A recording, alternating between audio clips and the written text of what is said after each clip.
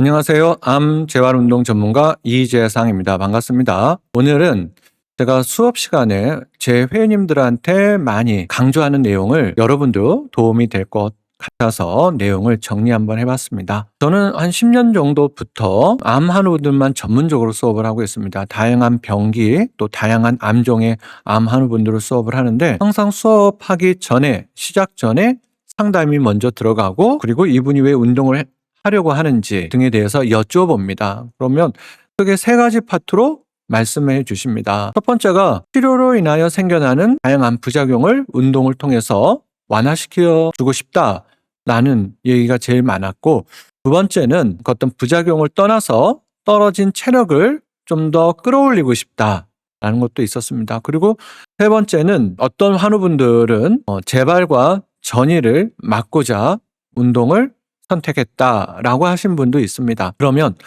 정말 운동이 재발과 전이를 막을 수 있는지 여기 대해서 한번 설명을 드리도록 하겠습니다. 재발과 전이를 막는다라는 건 다른 말로 항종양 효과라고 하고 또 다른 말로는 항암 효과라고 합니다. 그러면 우선 운동이 암의 발생을 막는 데 영향을 줄 수 있는가, 여기서부터 간단히 설명을 드리면 동물 연구 또 인간 연구, 역학 연구를 통해서 운동은 암의 발생을 예방하는 데 도움을 준다라고 결과가 나왔습니다. 물론 암종에 따라서 그 영향력은 차이가 난다고 합니다. 하지만 과연 이미 암이 발생이 된 후에 재발과 전이와 또는 새로운 암, 2차 암을 운동이 과연 막을 수 있느냐, 이 부분에 대해서 논란이 있겠죠. 어떤 부분은 운동은 그 정도 효과는 없다, 또 어떤 연구에서는 그런 효과가 보인다. 그래서 서로 담론을박이 돼서 아직까지 확실하게 정해지지는 않았어요. 하지만은 예방하는 효과가 있으니 전이와 또는 재발을 막는 효과도 있을 거야 라는 추측은 있었죠. 하지만 드디어 2025년 그 추측에 대해서, 이런 논란에 대해서 종결짓는 논문이 게재가 되었습니다. 근데 그동안 왜 이 운동 종양학에서 연구가 많이 진행됐음에도 불구하고 운동이 가지고 있는 항종양 효과를 왜 그렇게 강하게 입증하지 못했느냐? 사실 그걸 아셔야 돼요. 모든 연구의 가장 하이라이트는 무작위 대조 연구가 들어갔는지 안 들어갔는지를 봐야 됩니다. 이게 논문이나 연구들의 신뢰성을 보는 척도인데, 메타 분석이 들어갔는지 또는 무작위 대조 연구가 들어갔는지에 따라서 그 신뢰 여부가 결정이 짓는데, 운동이 이게 쉽지가 않았어요. 특히나 암 한우분들을 대상으로 A그룹한테는 운동을 시키고 B그룹한테는 운동을 절대 안 시킨다. 상상을 한다면 누가 B그룹에 들어가고 싶겠습니까? 윤리적으로도 좋지 않다. 그리고 또 통제가 어렵습니다. 이게 과연 이 분이 운동을 제대로 했는지, 또 정해진 용량의 운동을 했는지 안 했는지, 이런 것들을 파악하기가 쉽지가 않아요. 또 세 번째, 만약에 효과가 있다면 그게 정말 운동 때문인지 음식 때문인지 아니면 스트레스의 여부 때문인지, 그래서 그 결과 원인을 분리하기가 쉽지가 않았습니다. 그래서 여러 가지 원인으로 인하여 운동 종양학에서 운동이 가지고 있는 항종양 효과를 입증하기가 쉽지가 않았다. 그런데 드디어 2025년 하나의 연구가 뉴 잉글랜드 저널 오브 메디슨에 게재가 됐습니다. 의료 분야에 있어서 최고의 학술지죠. 그리고 이 논문이 게재가 된 후 바로 아스코, 미국 세계 최고의 임상종양 학회죠. 여기에 이 내용이 발표가 되었습니다. 무슨 연구이길래 이렇게 뉴 잉글랜드 저널 오브 메디슨에도 실리고 아스코에서도 발표가 됐는지 한번 살펴보도록 하겠습니다. 우선 이 연구의 특징은 무작위 대조 연구가 들어갔어요. 제가 아까 서두에 말씀을 드렸죠. 인간을 대상으로 이 무작위 대조 연구가 진행이 되기가 쉽지가 않은데 드디어 무작위 대조 연구가 들어갔고요. 그리고 표본 수도 890명 정도입니다. 상당히 많은 수예요. 운동 종양학과 관련된 연구들을 보면 그 표본 수가 상당히 적습니다. 왜냐하면 이런 환우분들을 대상으로 운동을 장기간 많은 수로 진행되기가 어떤 자본이나 연구기관에 대대적인 투자가 들어가지 않고서는 그게 쉽지가 않다. 그리고 3년 동안 운동이 개입이 되었다는 거예요. 개입이 되었다라는 건 3년 동안 철저하게 운동이 지도가 되었다라는 겁니다.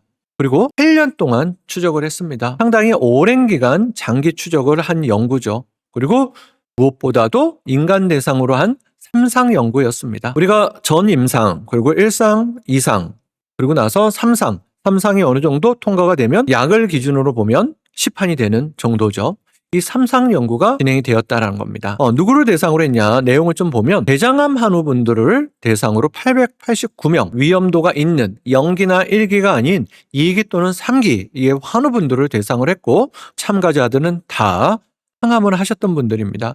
445명은 구조화된 그룹으로, 또 444명은 대조군으로 들어갔죠. 참가자들 특성을 분석을 한번 해보겠습니다. 운동군한테는 445명이 참가가 됐고, 개인별 전문가가 맞춤 처방이 진행이 됐습니다. 그리고 3년간 진행이 됐어요. 일관된 빈도수, 이게 무슨 말이냐? 규칙적으로 운동이 진행이 되었다라는 거예요. 일주일에 한 번이면 한 번, 두 번이면 두 번, 세 번이면 세 번, 이것을 3년간. 그리고 모든 운동 참여자들은 유산소와 근력 운동을 적절하게 진행이 됐고, 그리고 운동의 강도도 가지고 있는 기본 체력보다 10m 정도 증가를 시켰습니다. 반대로 대조군한테는 운동을 금지하지는 않았고요. 건강교육 자료 제공만 했고, 알아서 운동을 하도록 했습니다. 이 그룹은 운동을 할 수도 있고 안 할 수도 있는 그룹이겠죠. 이 그룹이 과연 5년, 8년이 지났었을 때 재발률과 생존율이 어떤 차이가 있는지를 본 겁니다. 5년 무변 생존율을 보겠습니다. 재발이 일어났거나 또는 전이 또는 2차 암, 그리고 암으로 인한 사망의 위험이 있는지 없는지를 보는 게 바로 5년 DFS입니다. 5년 후에 과연 재발이 어느 정도 일어났는지. 그랬는데 100명 중에 26명이 재발이 일어났다고 합니다. 누가요? 구조화되지 않은 운동을 했던 그룹들이. 반면에 철저하게 구조화된 운동을 했던 그룹의 사람들은 100명 중에서 20명 정도만 재발이 일어났습니다. 그 뜻은 6명이 구조화된 운동으로 인하여 재발로부터 해방이 되었다, 벗어났다라는 겁니다. 운동이 6명을 살려줬다라는 겁니다. 그래서 혹자는 6%, 7% 높은 거야 라고 하는데, 이게 얼마나 의미 있는 수치인지 한번 보도록 하겠습니다. 이게 다 표적치료제입니다. 퍼제타는 유방암 중에서 허투 양성에서 하는 표적치료제고, 키스칼리와 버제이니온은 호르몬 양성 유방암에서 하는 표적치료제입니다. 이 모든 연구는 3상 임상 연구가 진행이 된 겁니다. 아까 말씀드렸죠? 이 구조화된 운동도 3상 운동 연구다. 이랬었을 때 이런 재발률이 일어날 가능성을 줄이는 혜택이, 운동이 아까 6.4%라고 그랬죠? 그런데 퍼제타가 2.8%입니다. 운동이 더 재발률을 더 떨어뜨렸죠. 키스칼리 4.5%, 운동이 더 높죠. 버제니오보다는 운동이 5년 재발률이 좀 더 높지만 그래도 아주 높은 수치입니다. 이렇게 5천만 원, 4천만 원, 7천만 원 이렇게 비용이 들어가는 것만큼 운동이 엄청난 효과가 있었다라는 거죠. 근데 아시겠지만 운동은 언제 어디서든 할 수 있고, 두 번째 비용도 적게 들어가겠죠. 물론 PT를 하거나 헬스장을 등록하면 다르겠지만 이런 약제 대비 엄청난 가성비죠. 그리고 또 운동은 부작용이 없습니다. 오히려 부작용을 완화해주죠. 그리고 또 건강도 지켜주죠. 당뇨, 고혈압, 심근경색, 뇌경색, 다양한 질환도 운동하고 연관성이 있습니다. 하지만 이런 표적치료제는 부작용이 좀 있죠. 그리고 다양한 다른 건강은 지켜주지 않습니다. 효과도 입증이 되었고, 운동이 가지고 있는 또 다른 장점도 많다라는 것을 제가 강조하기 위해서 이렇게 표적치료제와 비교를 제가 했습니다. 이 뜻은 제가 표적치료제보다 더 좋다, 표적치료를 대신할 수 있다라는 건 아닙니다. 이 치료제가 가지고 있는 엄청난 생존을 살리고 재발률을 떨어뜨리는 효과는 있죠. 하지만 제가 얘기하고 싶은 건 운동이 과소평가되었다라는 걸 말씀을 드리고 싶은 거예요. 그래서 이 연구를 2025년 나오고 난 다음에 에서는 다음과 같은 코멘트들이 많이 있었어요. 더 이상 운동은 보조수단이 아니라 치료적 개념으로 알아봐야 된다.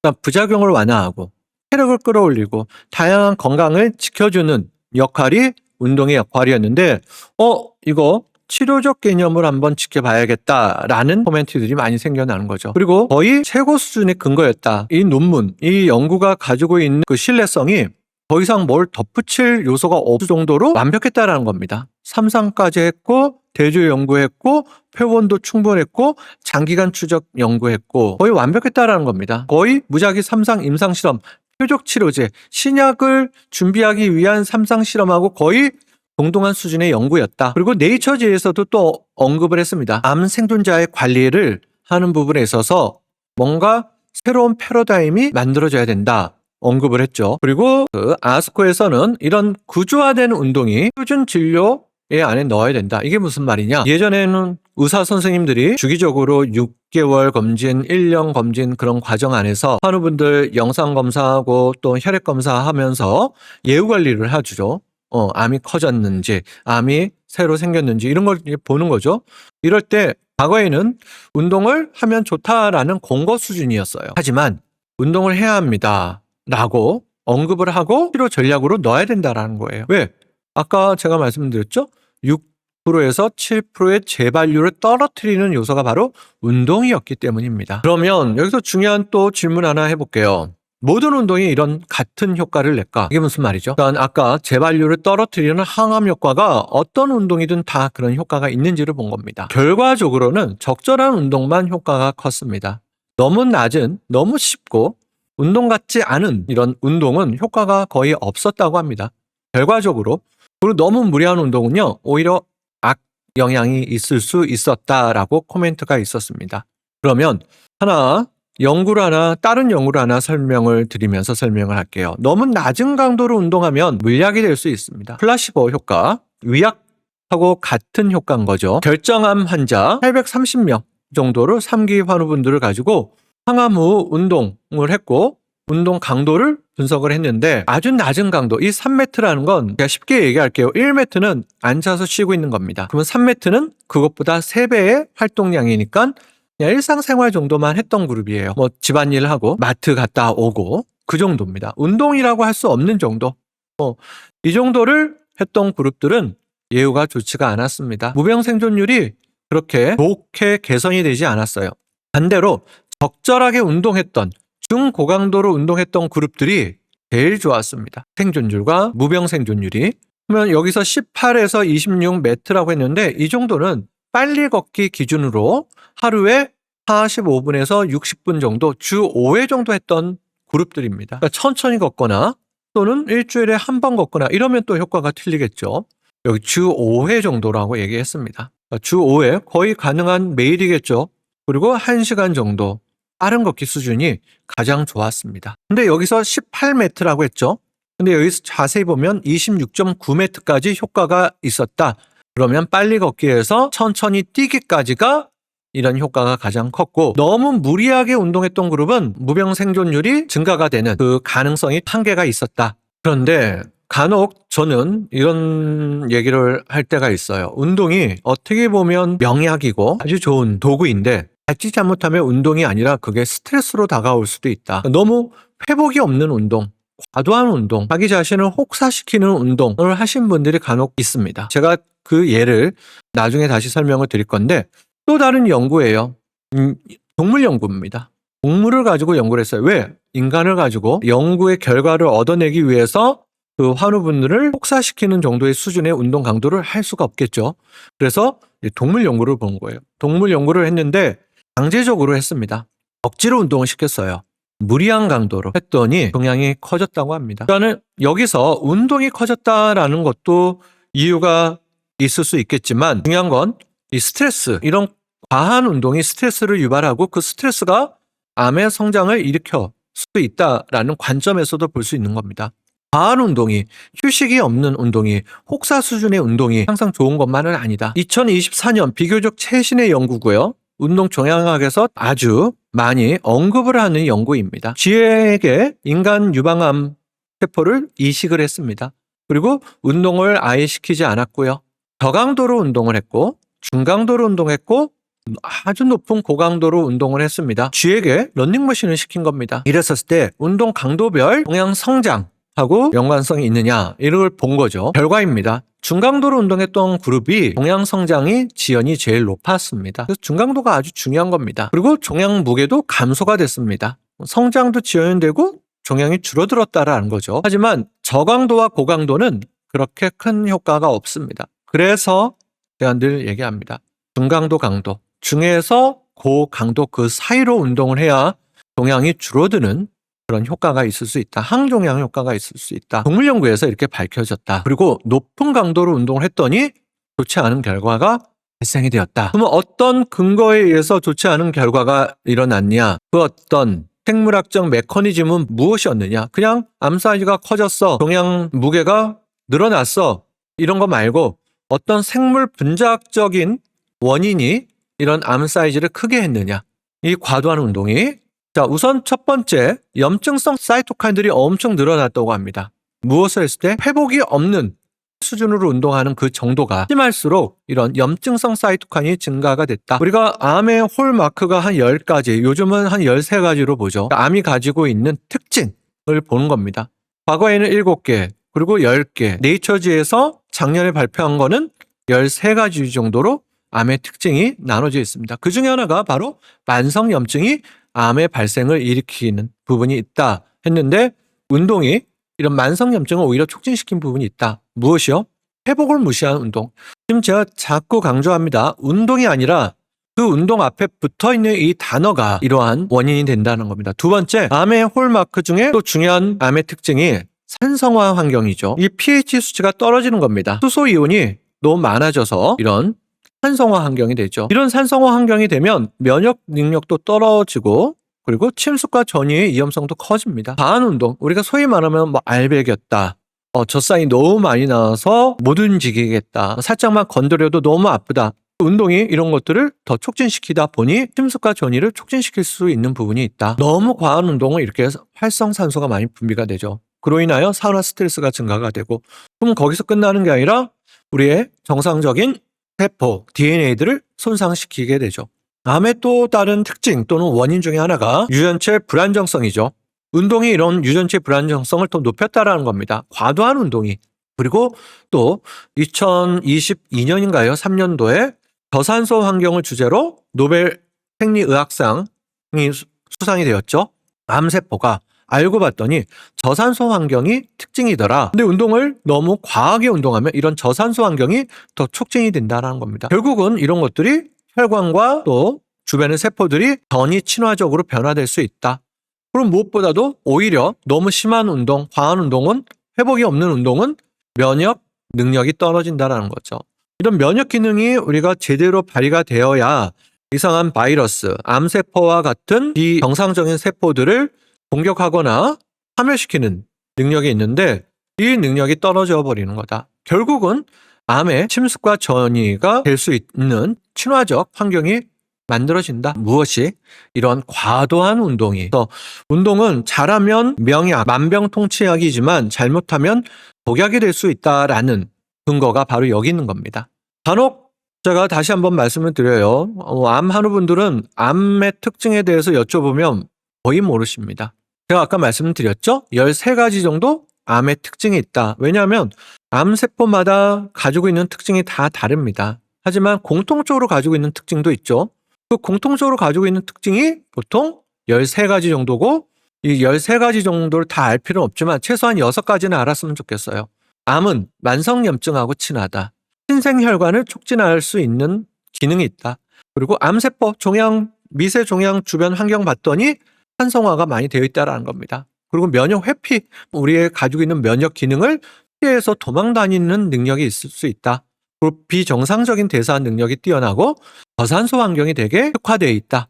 그래서 운동을 어떻게 하느냐에 따라서 이런 항종양 효과가 발휘가 될 수 있고, 운동을 잘못하거나 무리하거나 혹사 수준의 운동, 회복을 완전히 무시한 지치는 운동, 이런 운동들은 오히려 암을 촉진시키는 기능을 할 수 있다는 겁니다. 그러니까 운동이 아니라 바로 스트레스가 될 수 있다는 거예요. 그래서 중요한 건 너무 낮은 강도로 하면 항종양 효과가 없다. 두 번째, 너무 무리하면 오히려 마이너스가 될 수 있다. 적절한 강도로 하는 게 아주 중요합니다. 제가 말씀드렸죠. 아까 뉴 잉글랜드 저널 오브 메디슨에서 운동이 항종양 효과가 있다고 말씀을 했죠. 그냥 믿어야 돼요. 운동은 항종양 효과가 있다. 두 번째, 적절한 강도로 운동해야 그 효과가 가장 크다. 저 같은 경우는 저에 대해서 이제 간단히 설명을 드리면 10년 동안 암 한우분들만 전문적으로 수업을 했어요. 그동안 300명 이상의 암 한우분들을 수업을 했고 다양한 암종을 했습니다. 유방암, 전립선암, 대장암, 메이저암뿐만 아니라 마이너암, 위암, 육종암, 희귀암, 혈액암, 림프종, 다양한 암 한우분들 수업을 그동안 해왔습니다. 뿐만 아니라 사기 암 한우분들도 많이 수업을 했어요. 현재에도 제 회원님의 10명 중에 한 3분은 하기, 진행성 또는 전이성 암 환우분들입니다. 지금도 치료를 받으면서 운동을 하고 계시는 분들이에요. 그러니까 모든 암 환우분들, 특히나 이제 진행성, 전이가 발생이 돼서 저를 찾아오신 환우분들한테 항상 정밀한 스크리닝이 들어갑니다. 상담이 들어간다라는 거예요. 왜냐하면 제 능력 바뀌면 저는 회원님들한테 회원님 제 능력 바뀝니다. 또는 이분은 내가 끌고 가고 도움을 줄 수 있겠다 하면은 운동이 이제 진행되는 그런 스크리닝을 하기 위해서 상담이 철저하게 들어가는데, 그때 항상 여쭤봅니다. 가장 중요한 질문 중에 하나는 회원님 그 전에 전이가 일어나기 전에 운동을 어떻게 하셨는지요. 물어보면 제 기준으로 운동을 정말 잘하신 분들은 드물었던 것 같아요. 적절한 강도, 적절한 빈도, 적절한 운동량, 그리고 운동의 종류도 잘 하셨던 분들은 극히 드물었습니다. 그때마다 되게 아쉬워요. 물론 운동이 암의 발생, 전이와 재발을 일으켰다고 보진 않아요. 그러니까 운동을 했는지 안 했는지가. 하지만 잘했다면 아까 같은 그런 확률 6%, 7%를 더 줄일 수 있지 않았을까라는 아쉬움이 있습니다. 그런 이유가 제가 지금 이 영상을 찍는 이유이기도 합니다. 정리를 해보도록 하겠습니다. 제가 지금 손바닥에 알약을 넣었습니다. 적절한 운동을 해야 된다. 여러분들, 아까 제가 운동이 항암 효과가 있다고 얘기하지는 않았어요. 구조화된 운동이 항종양 효과가 있다, 항암 효과가 있다고 얘기했습니다. 아시죠? 그럼 그 구조화된 운동이 뭐냐라고 했었을 때 이 네 가지가 운동 처방학적으로 잘 들어가야 돼요. 빈도수도 일주일에 운동을 몇 번 할 것인지, 이 빈도수도 중요하고요. 그리고 운동의 기간도 중요합니다. 3개월 해가지고 운동의 효과가 있을 수 있을까요? 아니죠. 일정의 기간이 충분히 있어야겠죠. 그리고 운동 강도, 제가 아까 말씀드렸죠. 무리한, 회복이 없는 이런 강도는 오히려 마이너스입니다. 이건 운동이 아니에요. 그냥 스트레스입니다. 내 몸에 아직 회복도 되지 않고 아주 지쳐있고 지금 여러모로 민감하고 예민해져 있는 상태에서 억지로 운동하는 건 마이너스다. 운동 시간도입니다. 어떤 분은 아주 오랜 시간 운동을 해요. 또 오전에도 2시간, 오후에도 3시간, 저녁에도 또 운동하시고요. 본인들은 운동을 한다고 하지만 몸은 운동으로 여기지 않을 수 있어요. 나는 좀 쉬고 싶어. 나는 좀 휴식이 필요한데. 이렇게 얘기할 수도 있습니다. 그리고 운동의 종류도 적절한 운동의 종류를 해야 된다는 겁니다. 아까 구조화된 운동은 크게 유산소와 근력 운동을 넣었다라는 거죠. 근데 대부분 제 주변의 환우분들 보면 너무 쉬운 운동만 하려고 합니다. 편한 운동, 자기한테 맞는 운동 위주로 하려고 해요. 정말 필요한 운동은 내가 싫어하는 운동일 가능성이 되게 많아요. 이 네 가지, 빈도, 강도, 시간, 운동의 타입, 종류, 이 네 가지가 운동 처방의 핵심입니다. 이걸 적절한 용량을 잘해서 운동 강도를 조정을 해야 된다. 그리고 무엇보다도 이런 강도를 점차적으로, 점진적으로 진행이 돼야 돼요. 그리고 환자 맞춤식이 또 진행이 돼야 되죠. 치료 중이면 운동 강도를 낮춰야 되고요. 모든 치료가 끝난 후 한 2년이 지났으면 강도를 높여도 되겠죠. 항암 중이냐, 또 항암 전이냐, 또 수술을 언제 했느냐에 따라서 이런 모든 것들을 다 고려해서 운동 처방이 들어가야 된다. 그게 바로 구조화된 운동이라는 겁니다. 이렇게 했을 때 비로소 항종양 효과가 있다는 거예요. 암이 더 이상 성장과 전이를 위해서, 침습을 위해서 더 이상 꿈도 못 꾸는 효과가 있다는 거예요. 그리고 생존율이 향상이 되고 그로 인하여 재발률도 감소가 되고 뿐만 아니라 삶의 질이 개선이 될 가능성이 많다는 겁니다. 기분도 좋아지고요.